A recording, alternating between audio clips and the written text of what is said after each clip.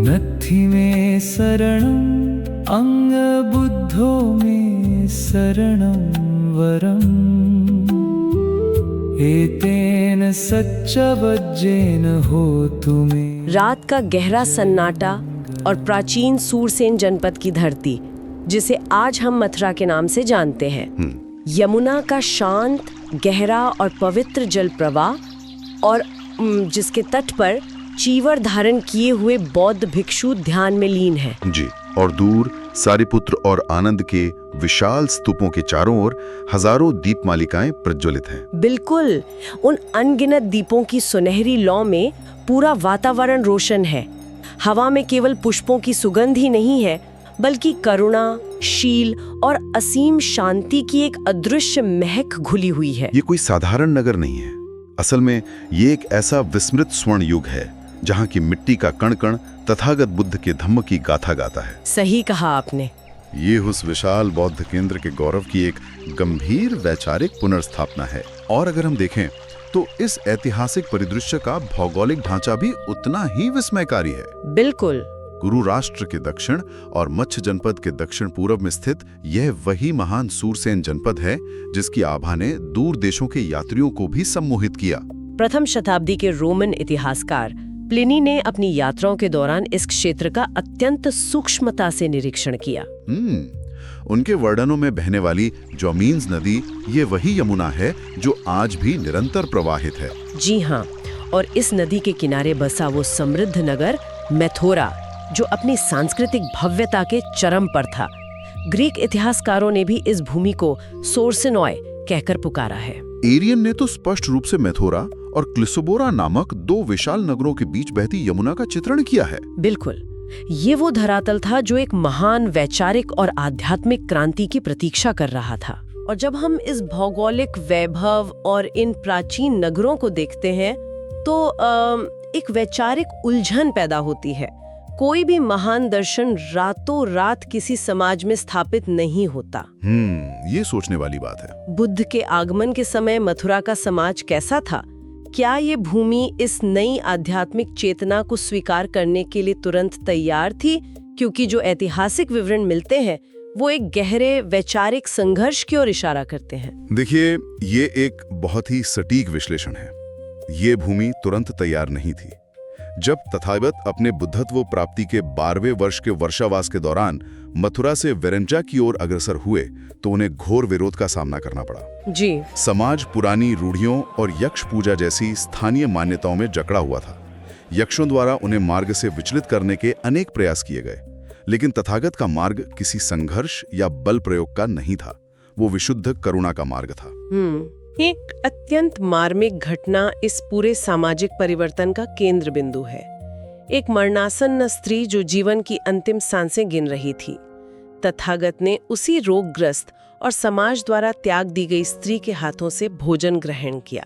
जी, और ये जो कृत्य था, जिसे शायद उस समय के समाज ने केवल एक भिक्षाटन समझा हो, वास्तव में एक बहुत बड़ी मनोवैज्ञानिक क्रांति थी। बिल्कुल, एक मरणासन और तिरस्कृत स्त्री को ये बोध कराना कि वह भी निर्वाण की अधिकारी है, ये उस समाज की जड़ों को हिला देने वाला दर्शन था। सही कहा। और इसी असीम करुणा का परिणाम था कि एक महाभयंकर यक्ष ने तथागत के तेज और शील के समक्ष अपना शीश झुकाया। यक्ष का यह हृदय परिवर्तन केवल एक कथा नहीं है, यह इस बात का प्रतीक है कि कैसे हिंसक और आदिम प्रवृत्तियां धम्म की शांति के आगे नतमस्तक हो गईं। और वो मरणासन्न स्त्री को दिया गया उपदेश और यक्ष का समर्पण, ये मथुरा की धरती में सद्धम्म के उस विशाल वृक्ष के वो बीज थे जिन्हें आगे चलकर महाकात्यायन जैसे महान धम्माचार्यों ने अपने ज्ञान से सींचा। जी, महाकात्यायन अवंती के राजा चंद्रप्रद्योत के राजपुरोहित, जो अपनी असीम बुद्धिमत्ता के लिए विख्यात थे।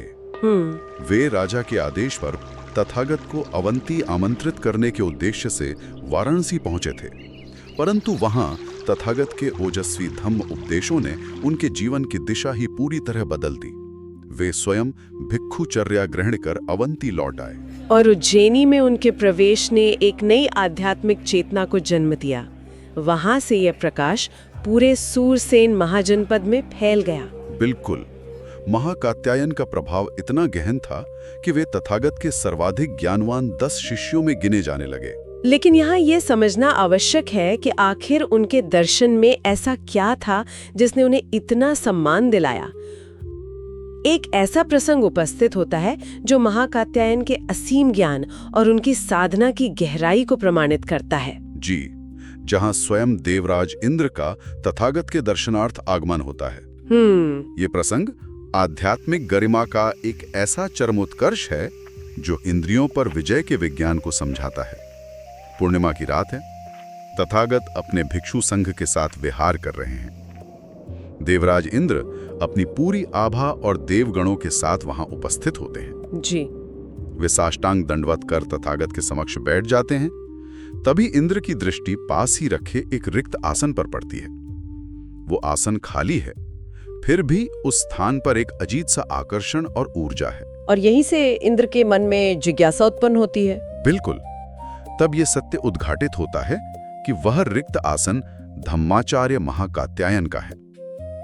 देवराज इंद्र के समक्ष तथागत यह स्पष्ट करते हैं कि महाकात्यायन ने अपनी सभी इंद्रियों पर, अपनी तृष्णाओं और इच्छाओं पर पूर्ण और अंतिम विजय प्राप्त कर ली है। वे केवल मनुष्यों के लिए ही नहीं अपितु देवताओं के लिए भी वंदनीय हैं। जी, और जब महाकात्यायन वहां पहुंचते हैं तो स्वयं देवराज इंद्र उठकर उस महान धम्माचार्य को श्रद्धापूर्वक नमन करते हैं। ये मथुरा की धरती का सौभाग्य था कि ऐसे महान ज्ञानी ने इस भूमि पर राजा अवंती पुत्र के साथ धम्म विमर्श किया और शील का एक ऐसा ढांचा तैयार किया जो सदियों तक टिका रहा। महाकात्यायन द्वारा रोपे गए ज्ञान के उन बीजों ने मौर्य काल में एक विशाल वट वृक्ष का रूप धारण कर लिया। बिल्कुल। लेकिन जब हम मौर्य साम्राज्य, विशेषकर सम्राट अशोक के युग में प्रवेश करते हैं, एक गहरा सवाल उठता है। कलिंग युद्ध के इतने बड़े रक्तपात के बाद, जहां लाखों लोग मारे गए, एक विक्षिप्त और हिंसक साम्राज्यवादी का हृदय केवल एक वैचारिक उपदेश से कैसे बदल सकता है? क्या उरुमुंड पर्वत पर तपस्या कर रहे उपगुप्त के दर्शन में कोई ऐसा विशिष्ट तत्व था जिसने अशोक की इस हिंसक अग्नि को शांत कर दिया? इस प्रश्न का उत्तर स्वयं धम्माचार्य उपगुप्त के जीवन और उनकी साधना की कठोरता में छिपा है। उरुमुंड पर्वत, जिसे आज हम गोवर्धन पर्वत कहते हैं, उसकी तलहटी में उपगुप्त एक ऐसी कठोर तपस्या में लीन थे जिसने उन्हें 17 वर्ष की अल्पायु में ही अलक्षणिक बुद्ध की उपाधि दिला दी थी। अलक्षणिक बुद्ध मतलब वो व्यक्ति जिसने बुद्धत्व तो प्राप्त कर लिया है, लेकिन जिसमें बुद्ध के 32 महालक्षण शारीरिक रूप से प्रकट नहीं है। बिल्कुल सही। कलिंग युद्ध की विभीषिका के बाद अशोक जिस भयानक अंतर्द्वंद्व और ग्लानि से गुजर रहे थे, उसे शांत करने के लिए किसी साधारण सांत्वना की नहीं, बल्कि एक ऐसे गुरु की आवश्यकता थी जिसका अपनी इंद्रियों और मन पर हिमालय जैसा नियंत्रण हो। जी, और उपगुप्त की इसी अचंचल और स्थिर ऊर्जा ने अशोक के भीतर के कोलाहल को शांत किया। और उपगुप्त के मार्गदर्शन में सम्राट अशोक ने दिग्विजय के स्थान पर धम्म विजय का मार्ग चुना। मथुरा की इस पवित्र भूमि पर अनेक विशाल स्तूपों का निर्माण कराया। आध्यात्मिक शक्ति का सबसे बड़ा प्रमाण ये होता है कि वो समाज के सबसे शक्तिशाली सम्राट और समाज द्वारा तिरस्कृत कर दी गई सबसे दुर्बल इकाई दोनों को एक समान करुणा की दृष्टि से देखती है। बहुत गहरी बात है। उरुमुंड पर्वत की उसी गुफा से एक ऐसी गाथा जुड़ी है जो मानव मनोविज्ञान और नश्वरता के सिद्धांत को बहुत गहराई से समझाती है। मथुरा की सर्वाधिक विख्यात गणिका नगर वधू वासवदत्ता, जी वासवदत्ता, रूप, यौवन और अथाह संपदा के अहंकार में डूबी वासवदत्ता की दृष्टि जब युवा और कांतिमान धम्माचार्य उपगुप्त पर पड़ी तो वो सुध-बुध खो बैठी। घुंघरुओं के झंकार के साथ 16 श्रृंगार किए हुए वो आधी रात को उपगुप्त के साधना स्थल पर पहुंच गई।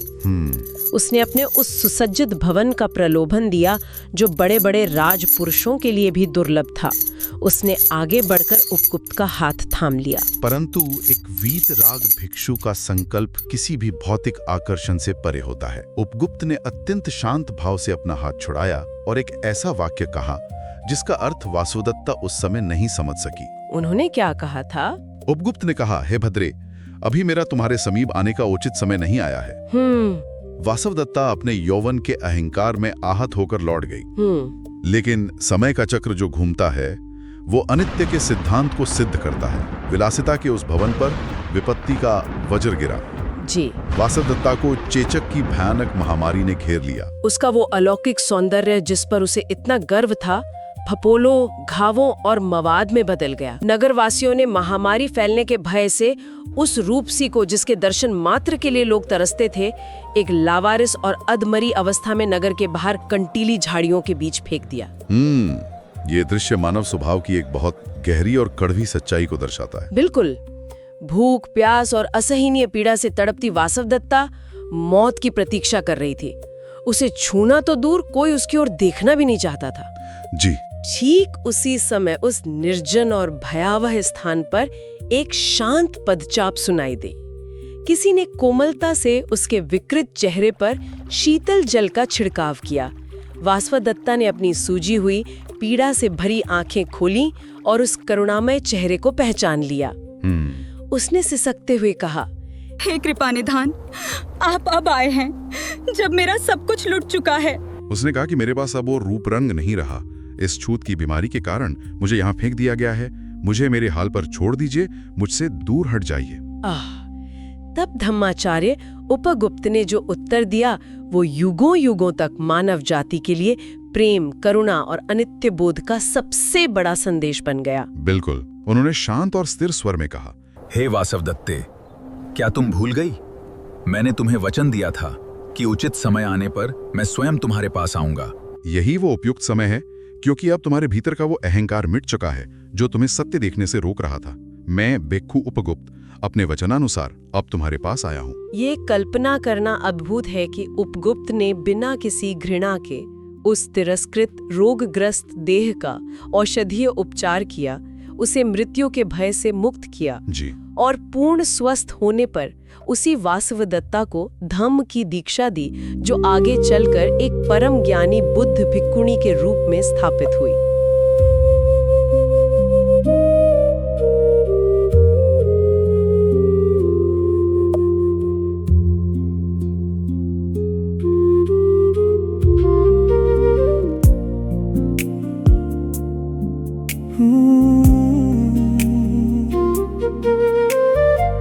सबे संखारा अनिच्छाति यदा पञ्जये पश्यति अथ निबिन्दति दुःखे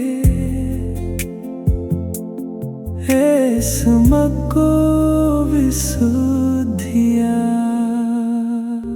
ये केवल एक कथा नहीं है, ये अहंकार से शून्यता तक की यात्रा का जीवंत प्रमाण है। लेकिन जब हम इस वैराग्य और भौतिक शरीर की नश्वरता के दर्शन को देखते हैं तो इतिहास में आगे चलकर एक बहुत बड़ा वैचारिक विरोधाभास दिखाई देता है। वो कैसे? उपगुप्त और वासवदत्ता की कहानी पूरी तरह से त्याग पर आधारित है। फिर ऐसा क्या हुआ कि कुषाण काल तक आते आते यही अमूर्त दर्शन और वैराग्य विशाल लाल बलुआ पत्थरों, स्वर्ण मुद्राओं और गगनचुंबी विहारों के भारी भौतिक वैभव में बदल गया। ये बदलाव कैसे और क्यों हुआ? देखिए, ये एक बहुत ही महत्वपूर्ण ऐतिहासिक मोड़ है। इसे समझने के लिए हमें कुषाणों की पृष्ठभूमि देखनी होगी। चीन के उत्तर पश्चिमी प्रांत से आए ह्यूची कबीले के ये आक्रांता, जो बाद में कुषाण कहलाए, वे मूल रूप से खानाबदोश थे।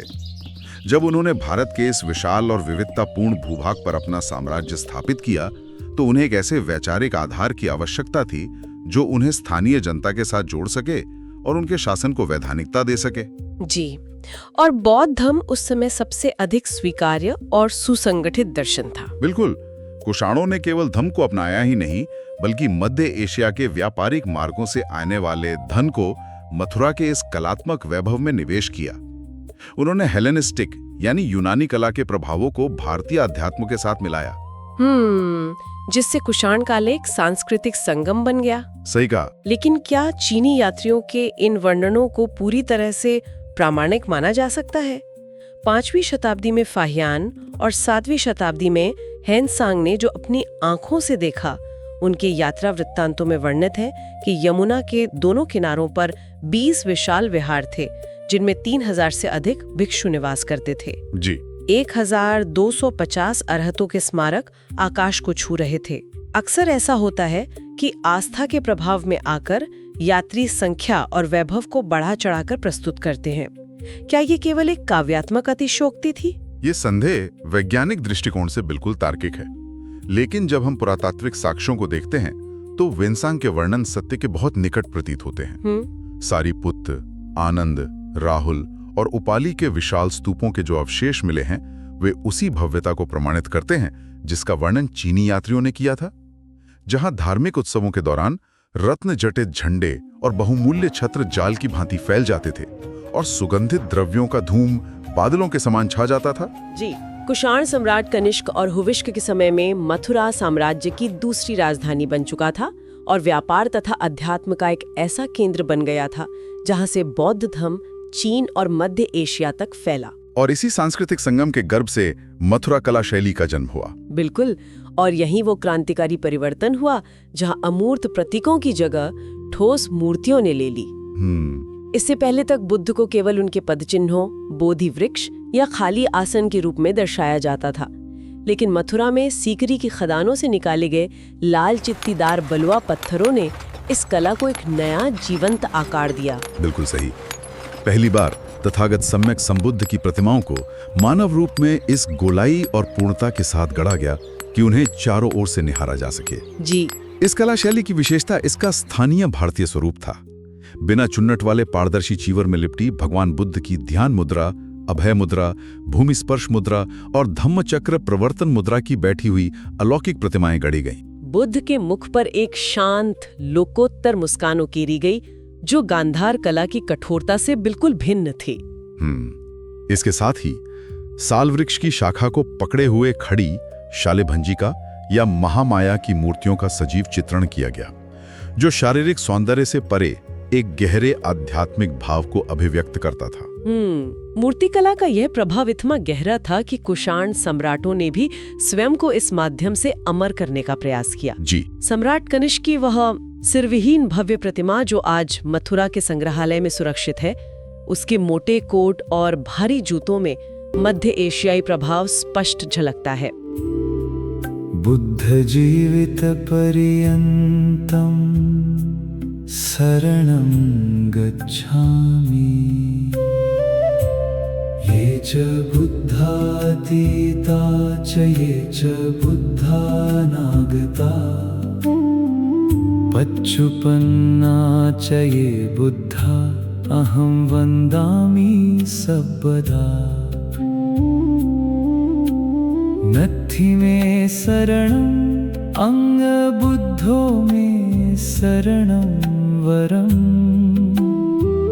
एतेन सच्चवज्जेन होतु मे जयमङ्गलम्।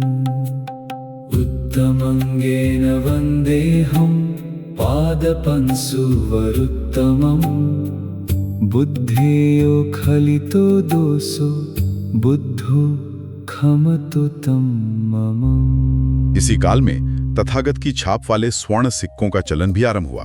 हुविष्क के काल तक आते आते मथुरा में हुविष्क विहार, गुहा विहार और ककाटिका विहार जैसे अनगिनत भव्य संगाराम स्थापित हो चुके थे। किंतु यहाँ इतिहास के कठोर यथार्थ का सामना करना पड़ता है।